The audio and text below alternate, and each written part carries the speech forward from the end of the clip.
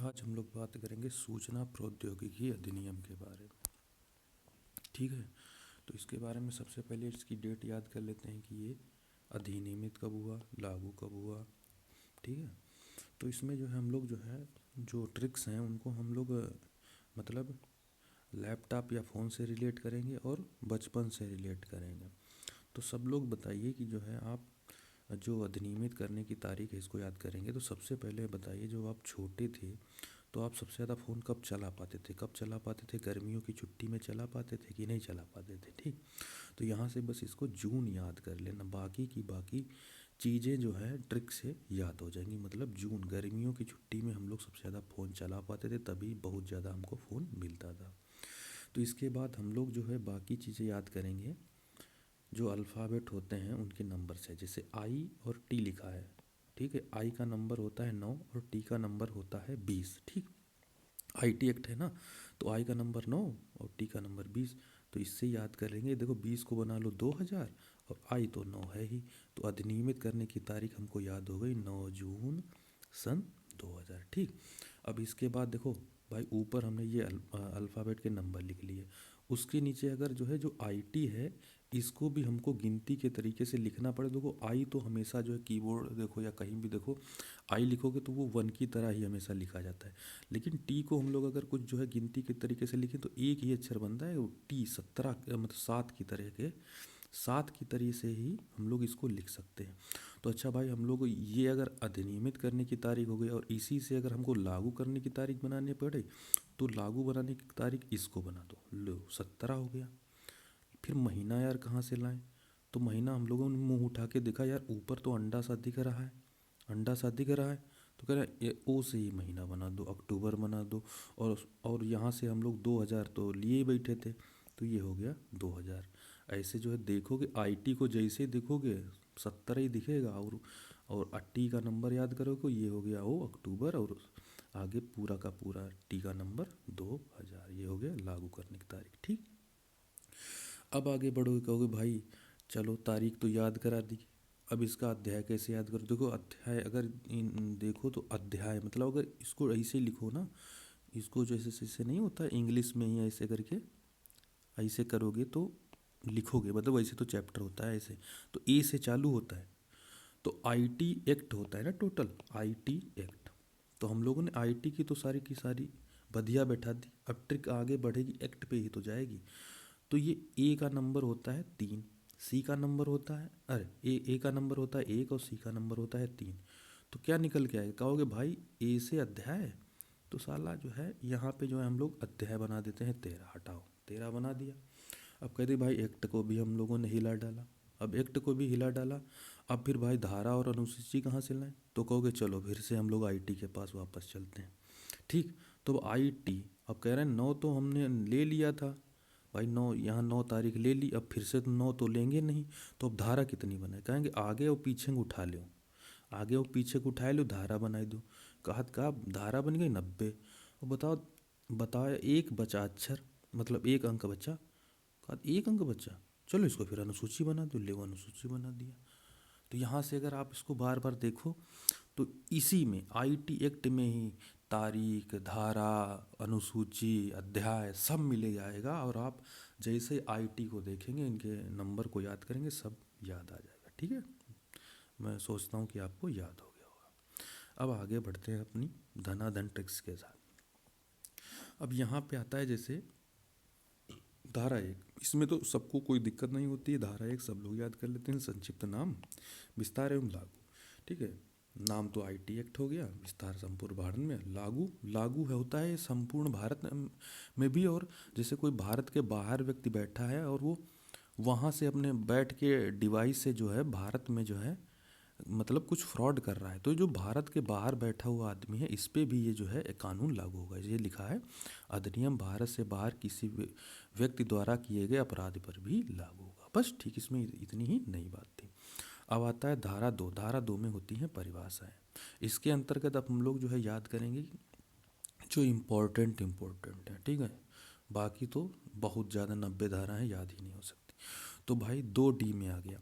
अब देखो ये ऑनलाइन का ज़माना है, तो हम लोग इसमें जो है या तो लैपटॉप या फ़ोन से रिलेट करते हुए हर चीज़ को याद करेंगे, ठीक है, ज़्यादा से ज़्यादा।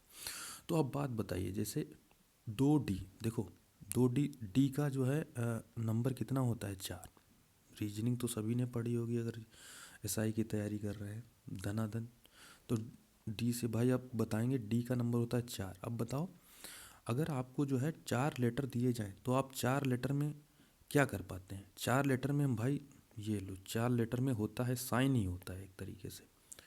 तो 4 में साइन होता है, तो परिभाषा ही तो यहाँ बनानी है। तो यहाँ पे कहेंगे ऐसा करो, इलेक्ट्रॉनिक हस्ताक्षर की परिभाषा बना दो, परिभाषा बन गई, ठीक। अब उसके आगे बढ़ते हैं, जी, 2G, और जी का नंबर होता है 7, ठीक। तो हम लोग जी और 7 से 7 से सर बना देंगे, मतलब सर, जी सर, जी सर, जी सर, जी कहाँ करते हैं? जब हमारे आगे कोई अधिकारी खड़ा होता है तभी हमारे मुंह से जी सर निकलता है। तो 2G में आ जाएगा प्रमाणकर्ता अधिकारी, सर्टिफाइंग अथॉरिटी, ठीक है। और मतलब इसका मतलब प्रमाणकर्ता अधिकारी क्या होता है उसके बारे में मैंने थोड़ा सा लिख दिया, जब पता चल जाए कि होता क्या है। मतलब जिसे इलेक्ट्रॉनिक हस्ताक्षर द्वारा प्रमाण पत्र देने का लाइसेंस दिया जाता है। मतलब ये जो प्रमाण पत्र नहीं आपको मिलते हैं जो है, उस पर इलेक्ट्रॉनिक हस्ताक्षर होते हैं, तो मतलब ये इलेक्ट्रॉनिक हस्ताक्षर जनरेट करता है, उसका इसको लाइसेंस दिया गया, इसका भी लाइसेंस बनता है, तो यही प्रमाणकर्ता अधिकारी होता है, ठीक। हम लोग आगे बढ़ते हैं 2 के आई में। आई का नंबर होता है 9, ठीक है। मतलब पहले इसको इधर ही पढ़ लेते हैं क्योंकि बाद में ट्रिक बताओ तो ज़्यादा सही रहता है।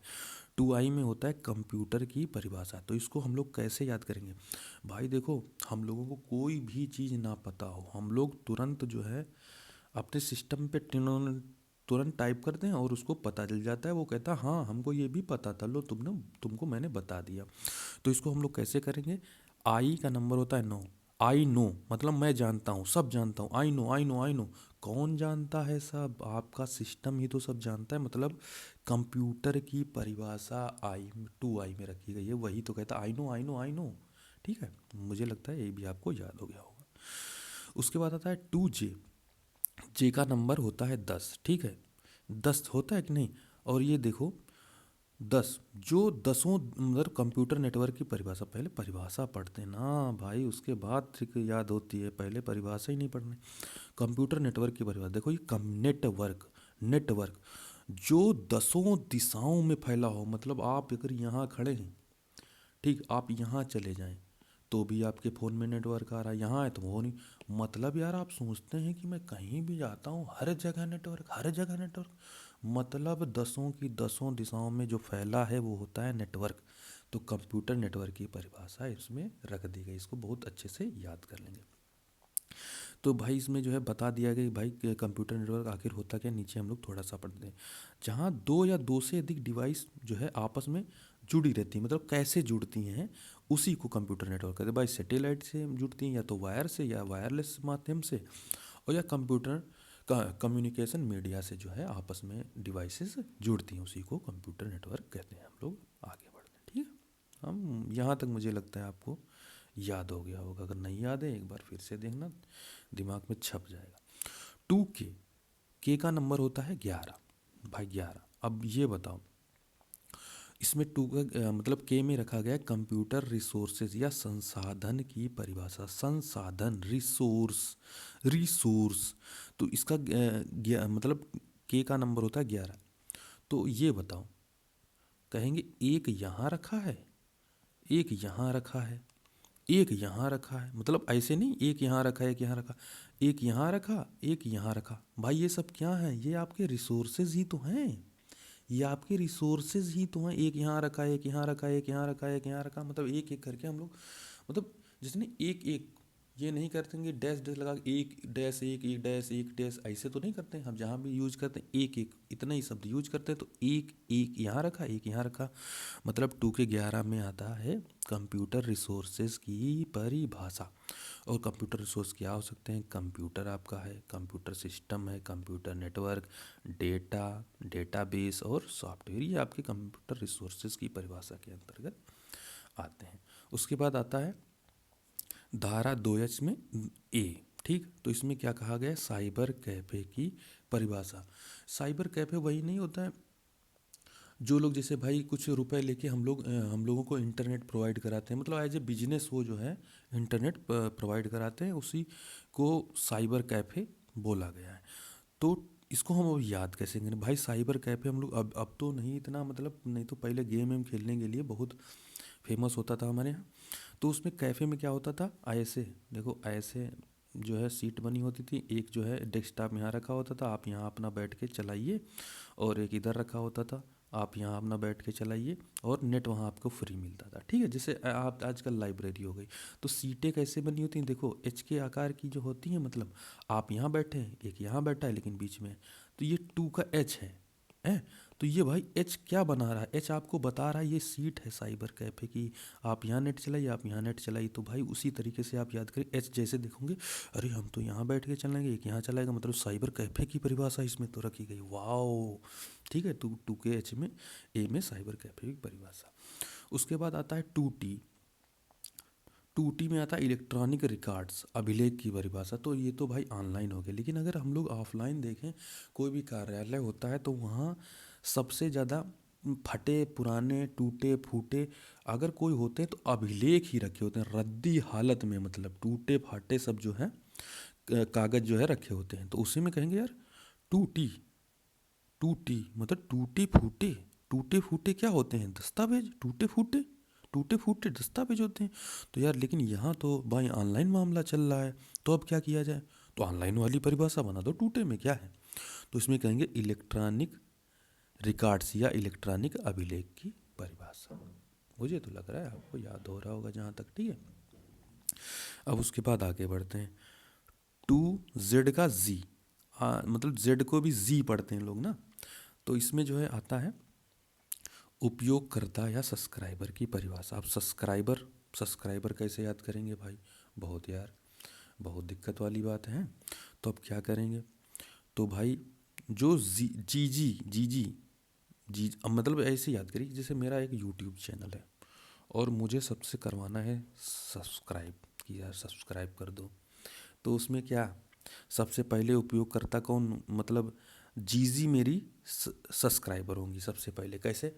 यार जीजी, यार जीजी मतलब दीदी, जीजी देहात में उसको जीजी बोलते हैं। जीजी हमारे चैनल को सब्सक्राइब कर दो यार, प्लीज़ सब्सक्राइब कर दो। तो सबसे पहले आपकी जीजी ही आपकी सब्सक्राइबर बनेंगी। तो इसको याद कर लेंगे, जीजी हमारी है सब्सक्राइबर। ठीक है, जैसे जेड जी आएगा, अरे जीजी, जीजी मतलब सब्सक्राइबर। तो सब्सक्राइबर होता कौन है? जैसे जिसके नाम से उपयोग करने का सर्टिफिकेट जारी किया जाता है, मतलब जो भी आप कोई भी कुछ चलाते हैं तो उसमें आपको कोई एक नाम दे दिया जाता है, मतलब वो आपका एक तरीके से सर्टिफिकेट है कि आप जो है आपका ये सब्सक्राइबर नहीं पाए। ठीक है, आगे बढ़ते हैं। धारा 14 में आता है संरक्षित इलेक्ट्रॉनिक अभिलेख। ये जो है आप इसको जब हिंदी में पढ़ेंगे 14, और आप इसको थोड़ा गलत तरीके से रिलेट करेंगे, तो आप ये बताइए कि जैसे कोई भी कंटेंट आपके पास आता है आजकल, वैसे भी ऑनलाइन का जमाना है, बहुत जल्दी चीज़ें लीक होती हैं। तो आप अगर कोई अच्छी चीज़ होगी तो आप डिलीट कर देंगे, लेकिन कुछ ख़राब चीज़ होगी तो उसको तुरंत सट्ट से सेव कर लेते हैं। क्या कर लेते हैं? सेव। ठीक, सट से सेव कर लेते हैं। तो वही इसमें कहा गया है कि संरक्षित इलेक्ट्रॉनिक अभिलेख, मतलब इसको रिलेट करिए, ना कि ये याद करना है, ये याद करना है कि आप जो है कोई इलेक्ट्रॉनिक अभिलेख आता है उसको तुरंत समझे संरक्षित कर लेते हैं। ठीक है, कहने का मतलब ये है 14 में संरक्षित इलेक्ट्रॉनिक अभिलेख। अब धारा 15 में आता है सिक्योर इलेक्ट्रॉनिक हस्ताक्षर। भाई 15 को पढ़िए, पैंतरा पैंतरा होता है, उसको दूसरी भाषा में समझिए तो उपाय।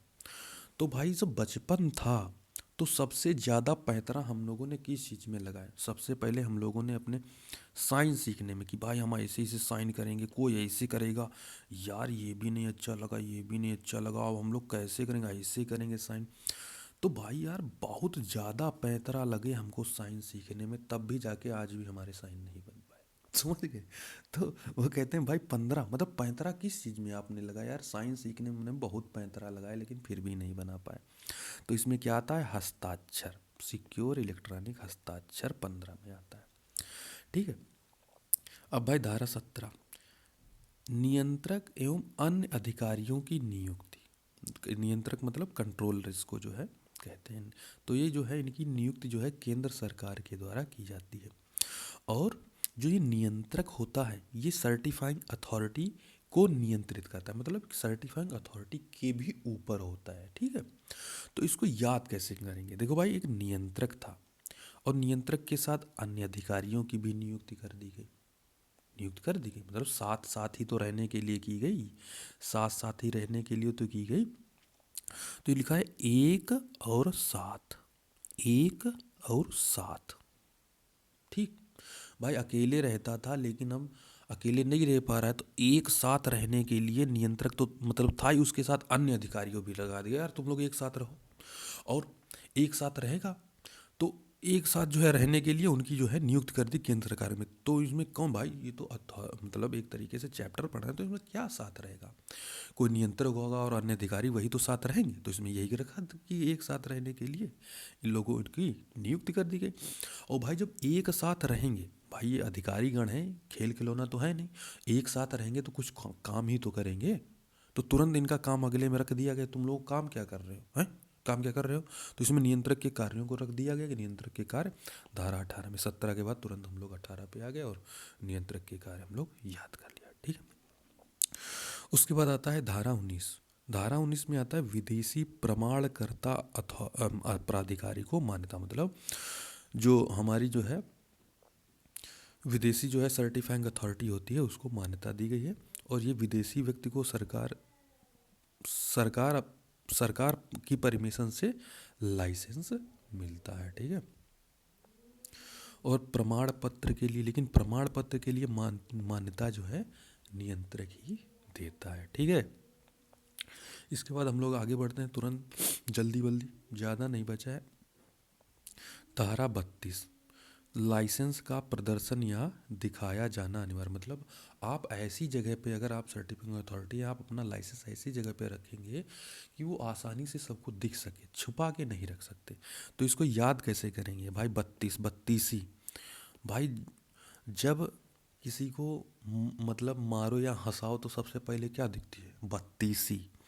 तो मैं कहूँगा हंस भाई, हंस रहे हो, 32 ना दिखाओ, हमको लाइसेंस दिखाओ। समझ गए? तो सबसे इसमें क्या कहेगा, 32 नहीं, आप लाइसेंस का प्रदर्शन करिए हमको, बात खत्म। इसके बाद आता है धारा 43। धारा 43 में क्या गया है? शास्ति मतलब दंड, दंड इसमें। तो इसमें जो है हम लोग 143 सबको याद होता है, आई लव यू, तो इसमें वन तो गायब है, तो ये आ गया लव यू, मतलब लव, लव चल रहा है यहाँ पे, लव चल रहा है, लव चल रहा है, लव चल रहा है।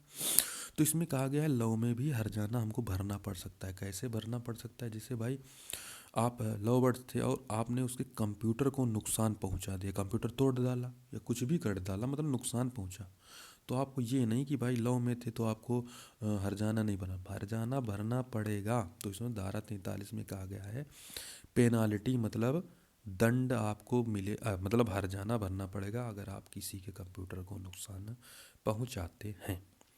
अब आगे बढ़ते हैं, देखो भाई 43 में ही है, तो मतलब लव से ही रिलेटेड होगा 43 के ए में। तो अब भाई लव में जो है क्या होता है? लव होता है, उसके बाद ज़्यादा से ज़्यादा डेटा ही लीक हो रहा है आजकल, तो उसी से मैंने रिलेट करके बना दिया लव में डेटा लीक।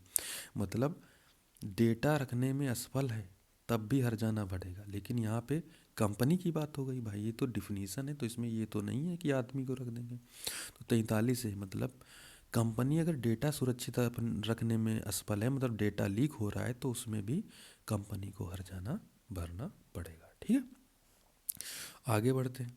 धारा 44, मतलब 44 मतलब कंट्रोलर या सर्टिफाइंग अथॉरिटी को मतलब कोई जानकारी मांगती है कि भाई कंपनी है, कोई कंपनी, उससे जो है कंट्रोलर या सर्टिफाइंग अथॉरिटी तुरंत जानकारी मांगती है, लेकिन वो जानकारी देने में विफल रही, तो उसको भी हर्जाना भरना पड़ेगा। मतलब यहाँ पे अब हर्जाना, दंड, यही सब अब चालू होगा। ठीक है, धारा 48। धारा 48 में अब अपील प्राधिकरण का गठन, अपील प्राधिकरण का गठन सेंट्रल गवर्नमेंट करती है। अपील प्राधिकरण का गठन सेंट्रल गवर्नमेंट करती है। ठीक है, अब इसको जो है हम लोग कैसे याद करेंगे? 4 और 8, चार भाई, इसमें देखो चार चार लोग, ठीक, 8 जगह बैठ गए, जैसे चार चार चार लोग 8 जगह, एक ये बैठ गए, मान लो एक मैंने बना दिया, यहाँ बैठ गए, यहाँ बैठ गए, यहाँ बैठ गए, यहाँ बैठ गए, चार चार लोग 8 जगह जब बैठ जाओगे तो कोई देखेगा, कहेगा यार कोई कंपनी वंपनी है क्या, बहुत यार लोग बैठे हैं लैपटॉप डेस्कटॉप लिए, चार चार लोग 8 8 जगह बैठे हैं तदुआ हैं, कंपनी, हाँ यार कंपनी प्राधिकरण ही तो है हमारा, प्राधिकरण है, लेकिन काहे का प्राधिकरण है भाई, अपील करने का प्राधिकरण है, कोई आपको समस्या हो तुरंत अपील करो, ये अपील प्राधिकरण है। चार लोग 8 जगह बैठ गए, अपील प्राधिकरण बना दिए, तो अपील प्राधिकरण का गठन हो गया। समझ लीजिए, इसको तरीके से याद कर लो।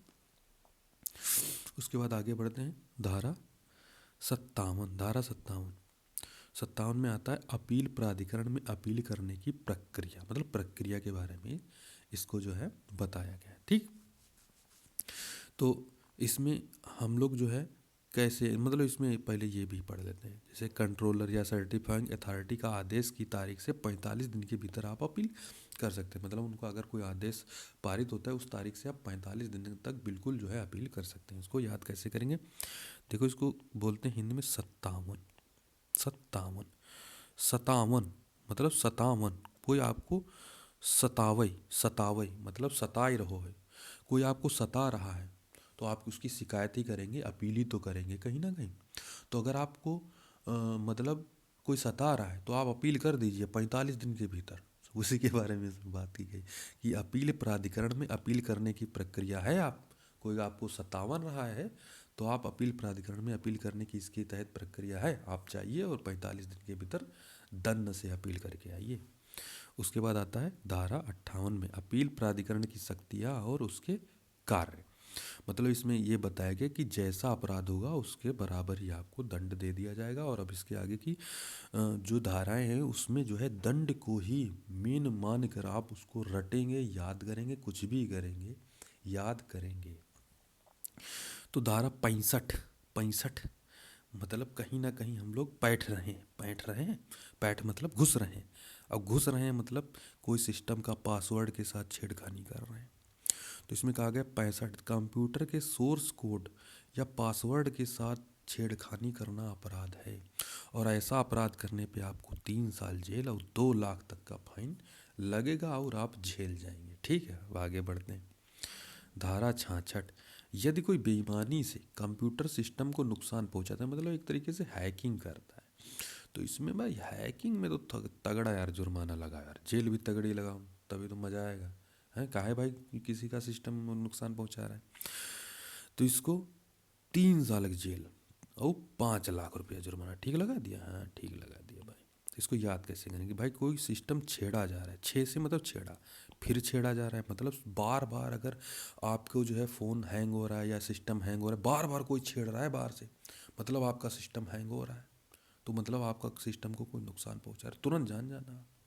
उसके बाद आता है भाई 66A, मतलब 66A मतलब अफवाह, अफवाह ए मतलब अफवाह, मतलब कोई आपके पास मतलब धमकाने वाले मैसेज करे, आपको परेशान करने वाला कुछ भी या अपमान करने वाली जानकारी समाज में फैला दे, अपनी शत्रुता या घृणा फैलाने के लिए घृणा दिखाने के लिए अपनी आपके बारे में मिस इन्फॉर्मेशन फैला दे, ठीक है, तो उसको 66A में रखा गया है, मिस इन्फॉर्मेशन या अफवाह फैलाने को।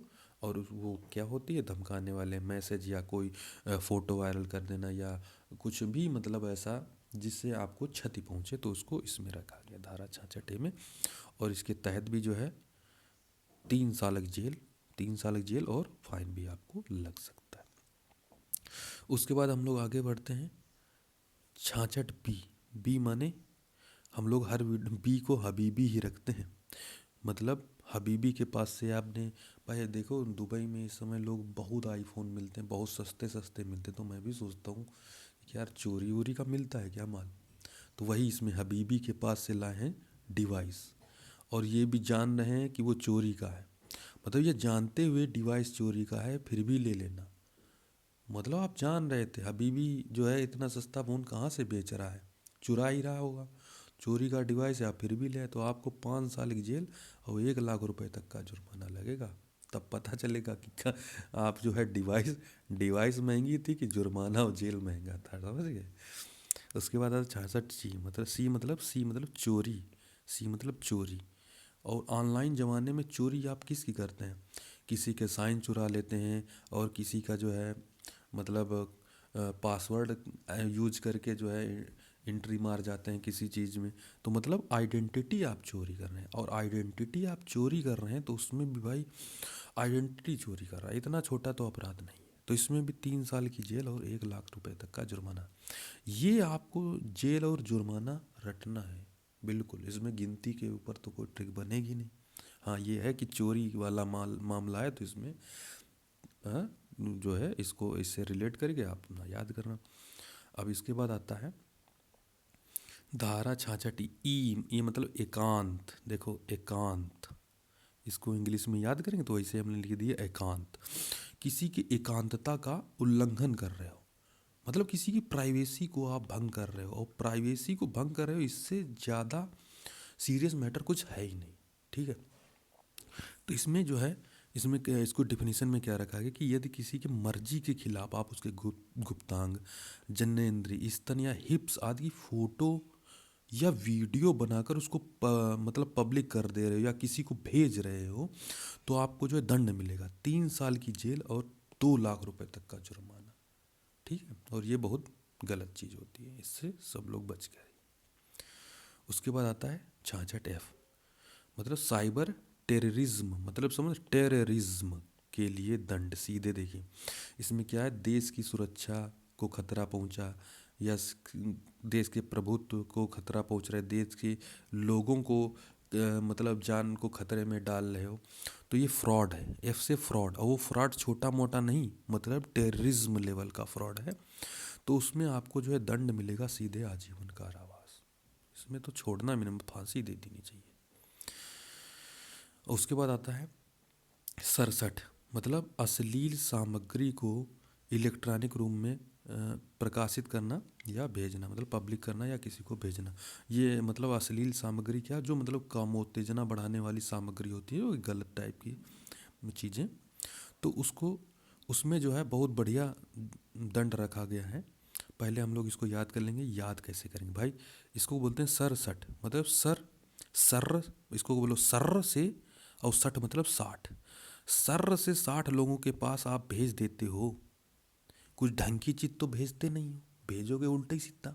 तो सर से 60 लोगों के पास जो चीज़ भेज दी जाए वो अश्लील सामग्री होती है। ठीक है, अश्लील सामग्री को भेजना, देखो इसमें भेजना भी है और प्रकाशन मतलब पब्लिक करना, तो वही इसमें लिखा गया है। अगर आप ऐसा करते हैं तो पहली बार में आपको 3 साल की जेल और 5 लाख तक का जुर्माना, बहुत सही चीज़ है। और दूसरी बार में 5 साल की जेल और साथ में 10 लाख तक का जुर्माना अगर दूसरी बार पकड़ेगा। ठीक है, तो अब आगे बढ़ते हैं। एक पन्ना और बचा है, देखो 5 लिखा हुआ है, इसके बाद छठा और है, बस खत्म है हमारा टॉपिक। धारा 71 मतलब इसमें कहा गया कंट्रोलर या सर्टिफाइंग अथॉरिटी से आप जैसे कुछ जानकारी छुपाते हैं, मतलब छुपा ही तो रहे, तो इसमें जेल ज़्यादा नहीं होगी और जुर्माना भी ज़्यादा नहीं होगा। देख लो, गलत जानकारी देते हो, बहुत गलत चीज़ है भाई, काहे गलत जानकारी देते हो। तो ये आदमी कब करता है, या तो लाइसेंस और या इलेक्ट्रॉनिक सर्टिफिकेट मामले में व्यक्ति ऐसा करता है, मतलब किसी के साइन चुरा रहा है इलेक्ट्रॉनिक सर्टिफिकेट पे, जो है आप साइन चोरी करके बना दे रहा है, और किसी के लाइसेंस के मामले में, मतलब इन्हीं में जो है आप जो है कंट्रोलर या सर्टिफाइंग अथॉरिटी से कुछ मतलब मतलब कुछ जानकारी छुपाते हैं, गलत जानकारी देते हैं, तो इसके तहत आपको दंड मिलेगा, 2 साल की जेल और 1 लाख रुपए तक का जुर्माना आपको भरना पड़ सकता है। ठीक है, इसके बाद आते हैं धारा 72 में। भाई किसी की कोई फाइल है, मतलब वहाँ तक आप गोपनीय जानकारी जो थी वहाँ तक पहुँचे और उसको उसकी मर्जी के खिलाफ पब्लिक कर दिया, सार्वजनिक कर दिया, तो आपको दंड तो मिलेगा भाई। इसमें क्या हो सकता था, गोपनीय जानकारी किसी की किताब हो सकती है भाई, किताब लोग लिखते हैं। उसके बाद इलेक्ट्रॉनिक रिकॉर्ड हो सकते हैं, लेटर्स मतलब पत्र हो सकते हैं, इन्फॉर्मेशन या डॉक्यूमेंट्स या रजिस्ट्रेशन, कोई पंजीकरण हो सकता है, आपने उसकी मर्जी के खिलाफ पब्लिक कर दिया, तो इसमें जो है आपको 2 साल तक की जेल और 1 लाख तक का जुर्माना भरना पड़ सकता है। ठीक है, उसके बाद आती है धारा 72 की, ये मतलब कोई इसमें क्या कहते हैं, कॉन्ट्रैक्ट, कोई कानूनी कॉन्ट्रैक्ट था, कोई कानूनी संविदा थी, उसको आपने भंग करके और उसकी जानकारी को पब्लिक कर दिया। कोई भाई कानूनी कॉन्ट्रैक्ट था, कोई मामूली कॉन्ट्रैक्ट थोड़ी था। तो इसमें जो है सज़ा भी मामूली नहीं मिलेगी। तो 3 साल की जेल और 5 लाख रुपए तक का जुर्माना, नानी याद आ जाएंगी। ठीक है। बेहतरी के लिए नहीं किया आपने, 72 मतलब बेहतरी के लिए तो नहीं किया। ठीक है, तो इसीलिए आपको बेहतरी के लिए सज़ा भी नहीं मिलेगी, हाथ पैर सूज जाएंगे, ऐसी सज़ा मिलेगी। भाई 74 चौतरफा आप जो है कौन सी चीज़ मतलब फैला दे कि भाई इलेक्ट्रॉनिक हस्ताक्षर सर्टिफिकेट बनाना और पब्लिक कर देना। 74 में किसी के फर्जी इलेक्ट्रॉनिक सर्टिफिकेट, बहुत लोग ऐसा करते हैं कि साइन वो काट कूट के और इधर उधर पेस्ट कर देते हैं। तो किसी के फर्जी इलेक्ट्रॉनिक सर्टिफिकेट बनाना और पब्लिक कर देना मतलब सार्वजनिक कर देना। तो इसमें क्या किया जाएगा, आपको दंड मिलेगा 2 साल की जेल और 1 लाख रुपए तक का जुर्माना। 74 बी, 74 बी मतलब जैसे कोई अपराध है जिसमें 3 साल से अधिक की जेल है, तो वो संज्ञेय अपराध के अंतर्गत रख दिया गया है। इसको इससे याद करें कि संज्ञेय अपराध के अंतर्गत आएगा। 78 मतलब इन्वेस्टिगेशन कौन कर सकता है, ऐसे कोई भी इन्वेस्टिगेशन नहीं कर सकता। इसमें रखा है कि इन्वेस्टिगेशन करने की शक्ति, इन्वेस्टिगेशन इंस्पेक्टर रैंक के नीचे का अधिकारी नहीं करेगा, इंस्पेक्टर या तो उससे ऊपर रैंक का ही अधिकारी इन्वेस्टिगेशन कर सकता है। ठीक है, बस ये लास्ट, इसके बाद चैप्टर ख़त्म। धारा 82 में रखा गया है कि जो भाई कंट्रोलर होता है, डिप्टी कंट्रोलर या असिस्टेंट कंट्रोलर, इनको हिंदी में लिखा है नियंत्रक, उप नियंत्रक या सहायक नियंत्रक, ये जो भी होते हैं इनको लोक सेवक माना जाएगा। ठीक है, लोक सेवक माना जाएगा, पब्लिक सर्वेंट। उसके बाद आता है 84, इसमें रखा गया है अपराधों के प्रयत्न के लिए। भाई जिसे आपने अपराध किया नहीं लेकिन आप अपराध करने वाले ही थे, वैसा आप कोशिश तो वही कर रहे थे कि हाँ आपने ये करेंगे, तो मतलब जो आप अपराध करने वाले थे और आपने बस उसमें प्रयास ही कर नहीं पाए, तो ऐसा अपराध करने, जो अपराध था उसकी प्रवृत्ति का आधा मतलब, जैसे आप कोई अपराध करने वाले थे उसमें 2 साल की आपको जेल मिलती, तो इसमें क्या मिलेगा, आपने कोशिश की तब भी आपको उसकी आधी 1 साल तो जेल मिलेगी। ठीक है, ऐसा इसमें रखा गया। 85 में रखा गया कंपनियों द्वारा की अपराध। 88 में सलाहकार बोर्ड का गठन केंद्र द्वारा किया जाता है, सलाहकार बोर्ड का गठन केंद्र द्वारा। और 89 नियंत्रक को विनियमन मतलब करने की शक्ति, मतलब जो नियम बनाए हैं उनको जो है रेगुलेट करने की शक्ति को इसमें रखा गया है। और यहाँ पे आपका जो है चैप्टर ख़त्म होता है। मुझे लगता है मैंने आपको अच्छी ट्रिक्स के साथ बताया होगा। मिलते हैं आपसे नेक्स्ट वीडियो में, धन्यवाद।